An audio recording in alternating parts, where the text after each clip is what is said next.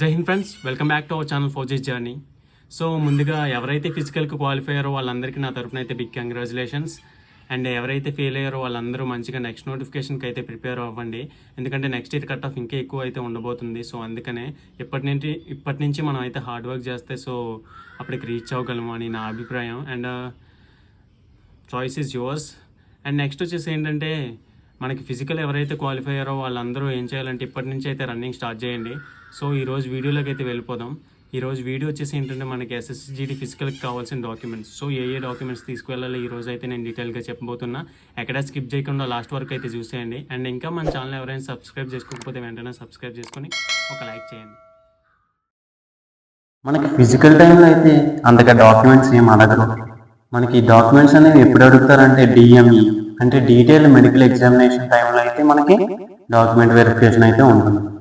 So మనకి physical టైంలో అయితే మన దగ్గర ఆల్రెడీ ఉంటాయి. సో ఆ డాక్యుమెంట్స్ ఏంటో చూసేద్దాం. ఫిజికల్లో మనకి ఫస్ట్ చూసే డాక్యుమెంట్ ఏంటంటే అడ్మిట్ కార్డ్ ఉంది. సో అడ్మిట్ కార్డ్ అయితే మనకి కన్ఫామ్గా ఉండాలి. ఫస్ట్ వచ్చేసి అడ్మిట్ కార్డ్ అండ్ ఆ తర్వాత ఐడి ప్రూఫ్ అంటే ఏదైనా ఐడి ప్రూఫ్. మ్యాక్సిమం అందరూ అయితే ఆధార్ కార్డ్ అనేది ఐడి ప్రూఫ్ కింద తీసుకెళ్తారు.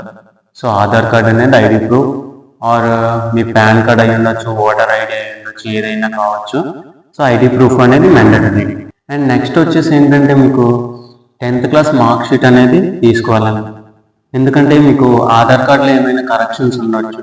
సో మీ 10th బేస్ చేసుకొని మీరు అనేది అప్లికేషన్ ఫిల్ చేస్తారు కాబట్టి so 10th class mark sheet కూడా పట్టుకెళ్ళండి. ఇది కూడా చాలా అంటే చాలా యూజ్ అవుతుంది మీకు అక్కడ. అండ్ ఇక్కడ కొంతమందికి డౌట్ అయితే ఉండొచ్చు. అదేంటంటే మాకు అడ్మిట్ కార్డులో కొంచెం నేమ్స్ చేంజ్ అయ్యి ఉండొచ్చు. అంటే మీ ఫాదర్ నేమ్ కానీ మీ మదర్ నేమ్ కానీ లేదంటే మీ నేమే కానీ స్పెల్లింగ్ మిస్టేక్స్ అయితే కొంచెం చాలా మందికి అయితే వస్తాయి. ఇది నేను కూడా అబ్జర్వ్ చేశాను. సో ఇలా నేమ్ రాంగ్ అనేది ఉంటే మనకి 10th క్లాస్ మన మార్క్ షీట్ని బేస్ చేసుకుని అయితే మనకు కరెక్షన్ చేసుకోవడానికి ఒక కరెక్షన్ ఫామ్ అనేది మన చేత ఫిల్ చేస్తారు. సో 10th క్లాస్ మార్క్స్ అనేది తీసుకువెళ్ళండి. అండ్ కొంతమందికి ఇక్కడ పాన్ కార్డ్ కూడా ఉంది. సో పాన్ కార్డ్ అనేది కూడా ఇప్పుడే చేసుకొని రెడీగా ఉంచుకోండి. ఎందుకంటే మీకు ఒకవేళ జాబ్ వచ్చిన తర్వాత మీ అకౌంట్ కోసం అయితే ఇది చాలా యూజ్ అవుతుంది.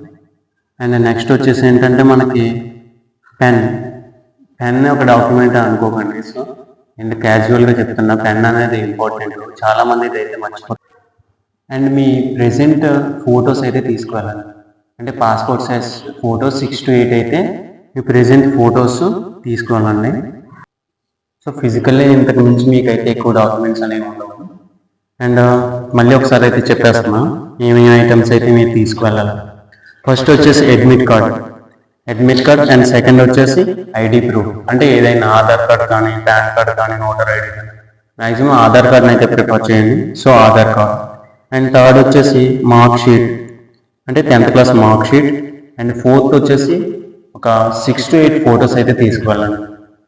అండ్ ఒక బ్లూ పెన్. ఇంకా ఫిజికల్కి సంబంధించిన కానీ ఇలా ఎస్ఎస్సిజిడికి సంబంధించిన ఏ డౌట్స్ ఉన్నాయైతే కామెంట్ చేయండి. నేనైతే తప్పకుండా అందరికీ రిప్లై ఇస్తాను. సో వీడియో నచ్చితే లైక్ చేయండి. మరికొందరు ఆస్పిరెంట్స్కి అయితే ఇది వెళ్ళే అవకాశం ఉంటుంది. సో వీడియో అయితే చూసారు కదా, ఎలా అనిపించిందో మనకైతే కామెంట్ చేయండి. అండ్ ఇంకా మన ఛానల్ ఎవరైనా సబ్స్క్రైబ్ చేసుకోకపోతే వెంటనే సబ్స్క్రైబ్ చేసుకొని లైక్ చేయండి.